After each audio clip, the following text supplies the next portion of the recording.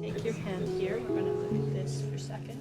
We kind of noticed it when she started having or complaining more so about pain in her hand. As soon as we started noticing it, it seemed like it progressed rapidly. We had gotten her a bike for Christmas, and it was like the ones where the handles had brakes, and she couldn't push the brake, and she ended up crashing. That was kind of a moment too. It was like, why can't you squeeze it? And we noticed that her arms went away from the handles. It kept on getting worse, and like it just progressed and progressed. So it just, to us, we started worrying more. And then her restrictions, the pain. She couldn't like do any self-care, washing her hair, eating. She couldn't hold the fork. Daily things she couldn't do. She was complaining about pain every day.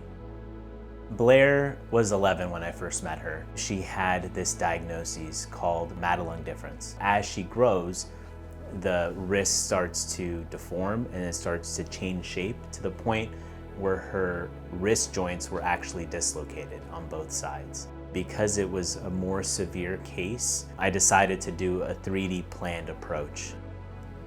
And so it's all custom. So we've used 3D planning for other types of wrist differences, specifically mostly after trauma. This is our first case treating a Madelung difference. You can see it's completely slanted downwards. It's nice to tangibly feel what the radius and ulna feel like. And then once we're in there, we know exactly where to drill. We know exactly where the holes are going. I know how to assist in that because I've already seen what it looks like.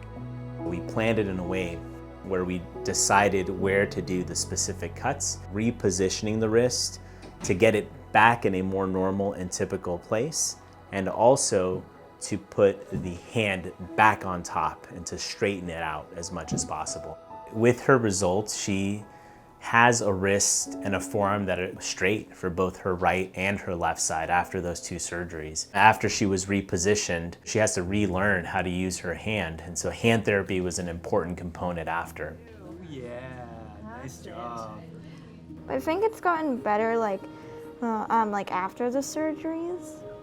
I can move it around. Cause like it was just mostly stuck like that, and now I can like do that. Blair was full of light to begin with, but you could see there was something holding her back. After we did these cases and we did these surgeries on her, now it's like that sheet was lifted, and so now she's riding her bike, she's wearing short sleeves, the light just got intensified.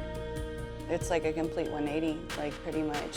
She was like completely dependent on care, and now she has like more self-control of like doing her hair or painting her nails or, you know, just stuff you shouldn't have to think about or rely on somebody for. The most rewarding part, I would say, about the case was the technical side is important for us to do it as precisely as possible, but the transformation that I have seen as I have followed her through clinic, from almost hiding her hands, to now being very confident.